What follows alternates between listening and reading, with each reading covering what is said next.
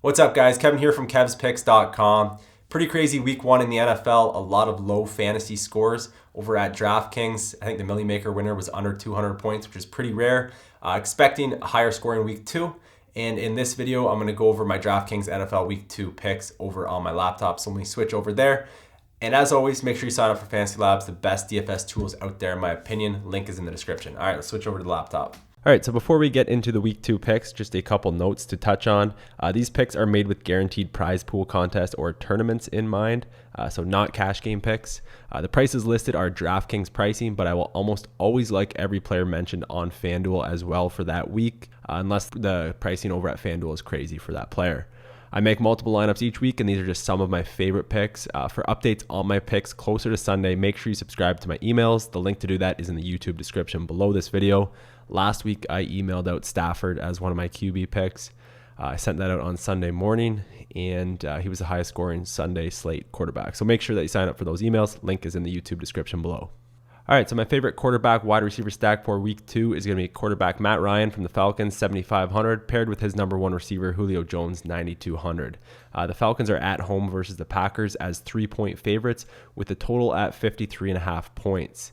So very high total in this one. And this is also the Mercedes-Benz Stadium home opener for the Falcons. It's going to be bumping in there. I'm expecting a high-scoring shootout type game, kind of like a playoff atmosphere like we saw last year between these two teams. Matt Ryan had a mediocre week one in Chicago, but with that said, he still managed 20.94 DraftKings points and had 321 yards passing with one touchdown. So even though he just played kind of average, he still put up a pretty good DraftKings score, which has been pretty usual for him over the past year or so. In two matchups versus the Packers last year, Ryan had 24.4 and 43 DraftKings points, and Julio was targeted just 5 times in their first meeting with the Packers, putting up 5.9 points, but 12 times in the playoffs, putting up a line of 9 catches, 180 yards, and 2 touchdowns for a monster DraftKings scoring day.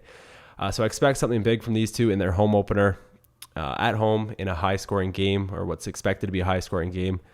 So I think it will be a popular play, but there is some other high-priced quarterbacks, Rodgers, Breeze, and Brady, that are all going to be popular as well. So I'm not too worried about the ownership here. Even if they are high-owned, I expect them to have big games. My first running back here is Melvin Gordon, 7,000 on DraftKings.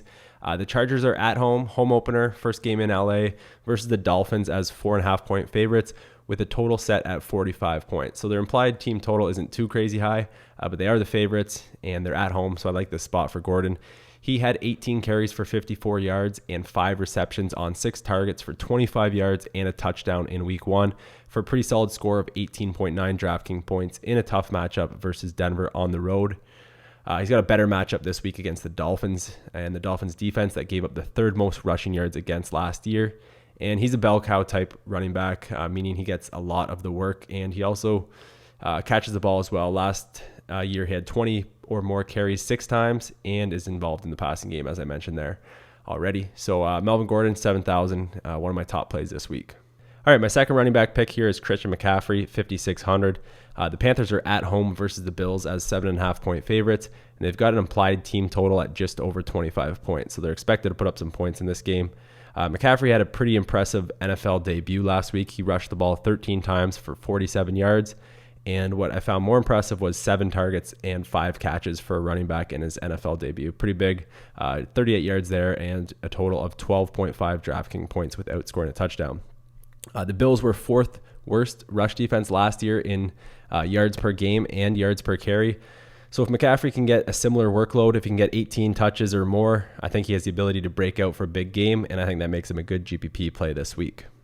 Another wide receiver here that I like, Tyreek Hill, 6,200. The Chiefs are at home versus the Eagles in their home opener as 5.5-point favorites, and the Chiefs have a high implied team total at 26.5 points. Hill is probably going to be popular after putting up 29.8 DraftKings points in week one versus the Patriots in prime time in a game that a lot of people were watching.